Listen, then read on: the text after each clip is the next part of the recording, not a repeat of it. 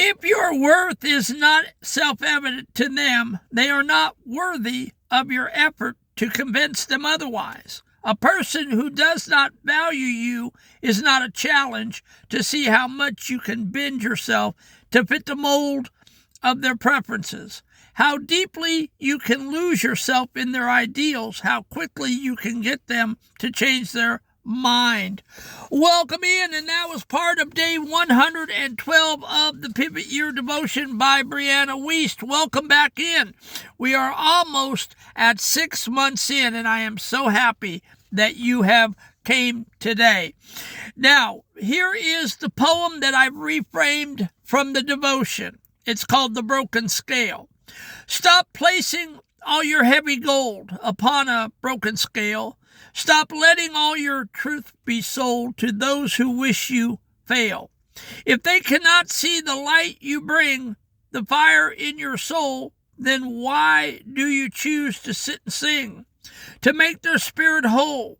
They are not a mountain you must climb, a riddle you must solve, a way to waste your precious time until your dreams dissolve. You bend your back to fit their mold. You trim away the edge until the heart is gray and cold upon a window ledge.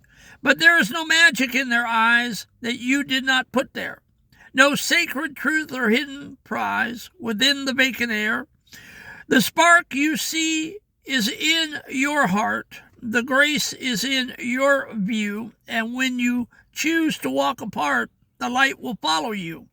So turn your face to newer ground, to those who know your worth, where silent, steady love is found beneath a kinder earth. And today we are going to talk about the value trap. We often treat people who don't value us like a challenge to be won. We convince ourselves that if we can just be a little bit better, work a little harder, or change our shape, they will finally see us. Well, that's a lie, okay? If your worth isn't self-evident to them, they aren't worth the effort to convince them. And so the hermit poet spent 50 years trying to convince family, friends, and loved ones that I was worthy of their love, that I was a good person, and that I had talents, and I had dreams and visions and goals, and that I was worthy and I was somebody. And they kept on telling me that I was nobody. And so it's a lie. We try to measure up to people that suck the life out of us. Okay? To a 12-year-old, this is trying to fit in with the cool kids who ignore you.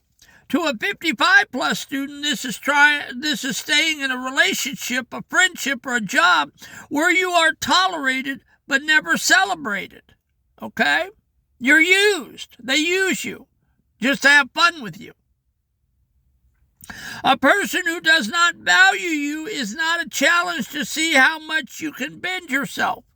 If you are constantly bending yourself over for someone, changing yourself, tweaking yourself, turning yourself into a pretzel just so that they love you, it's a wrong relationship. Get out. I know it's hard. I know it's easier to say than done. But they are using you and manipulating you, and they will always do that because they find you to be easy. They find you to be a target. And that is what happened in kindergarten, through grade school, through high school. They found me to be weak. They found me to be a weak link.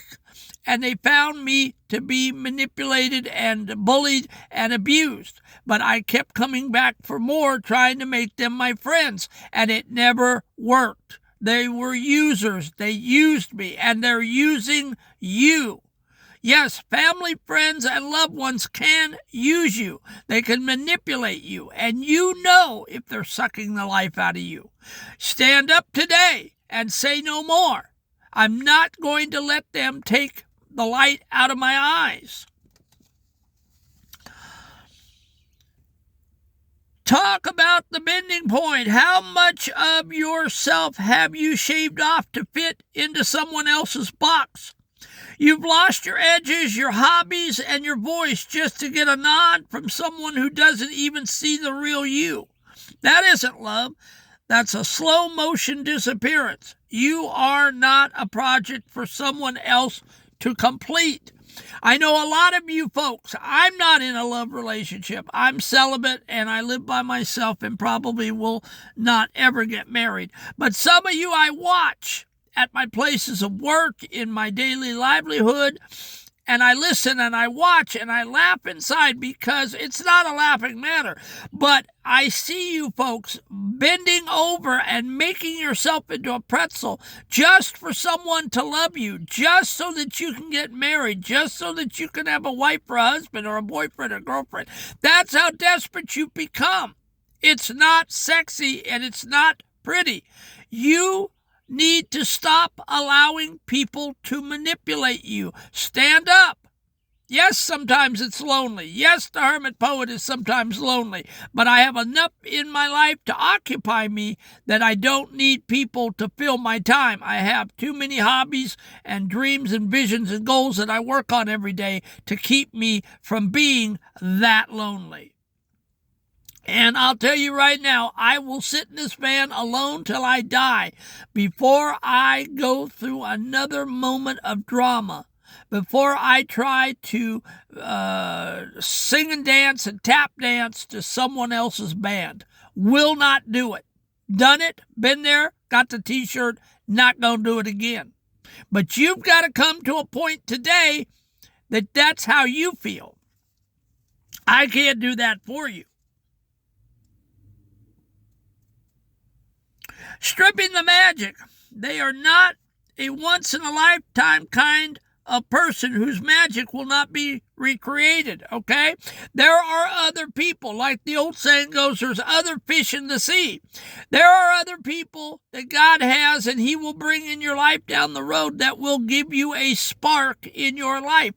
All over the country I've been in the hotel business, and I've traveled and lived in all the different states. And I'm telling you, everywhere I show up, it's not very long before God has somebody in my life that's a friend. And I still, after 30, 40 years, I still have people that I call in Texas and, Paragould, Arkansas, and all over the place that I've made friends with, and we've stayed friends.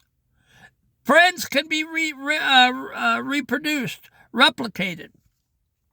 That person is not the only person.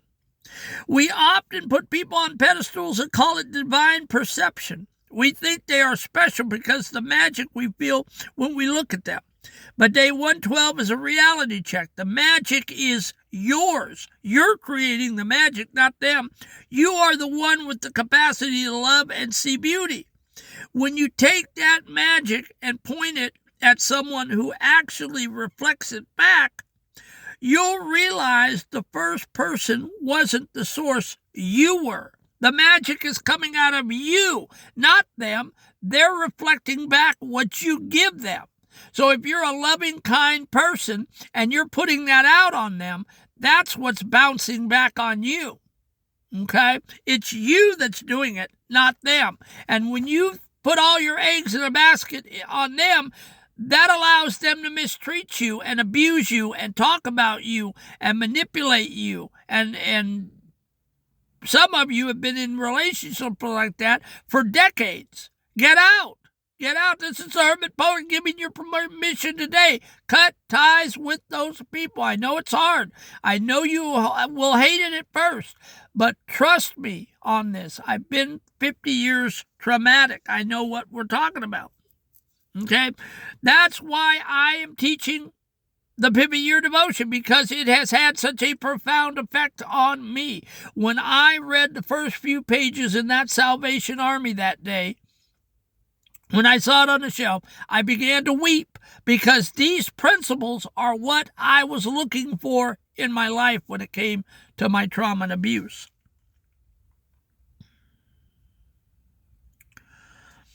When you turn your heart to the next person, you will realize the light travels with you. When that spark happens with another friend and another friend, you'll realize that it's in you, that it happens because of you. You are the one, let's see, stop trying to get an immortal being to change their mind. You are the one who is sacred. You are the one who is worthy. Save your energy for the people who light up when you walk into the room. The mirrored reflection. Tonight, I want you to identify one person or one situation where you are currently bending to fit a mold that doesn't belong to you. You must be tired and you must be exhausted, because I know I was. Look in the mirror tonight and say, I am the source of the magic. I am the one with the value. I stop trying to convince the blind to see me. And your homework, I want you to comment down in the column, and I definitely will respond back to your comments. I'm good at this. I will not leave you hanging. If you message me, I will message you back. Comment below, what is one mold you are refusing to fit into anymore? Let's stand tall in our own shapes tonight. And that was day 112, the value trap.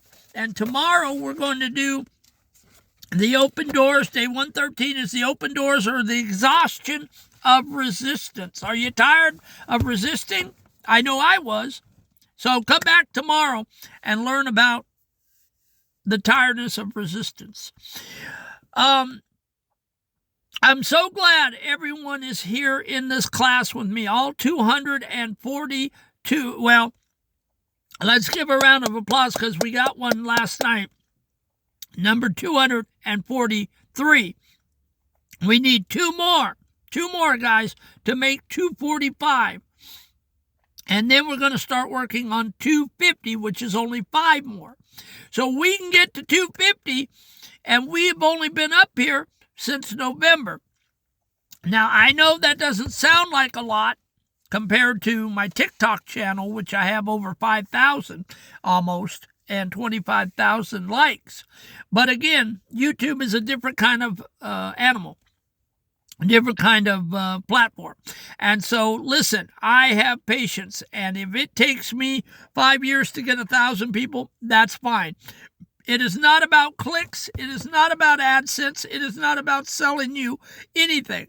It's not about a dog and pony show, and I'm not up here with green screens, microphones, trying to be professional. What you see is what you get. I do not edit these videos. I say it the way it is, and I teach it the way it is, and if there's mistakes, we keep moving, because I want you to know that I'm not an AI. I'm not a robot. I am a real human being with real human emotions. And I want you also to know that I pray for you guys in your trauma and abuse every night when I climb up in the bunk. And I say, God, please bless those 232 students. Give them their healing. Be with them.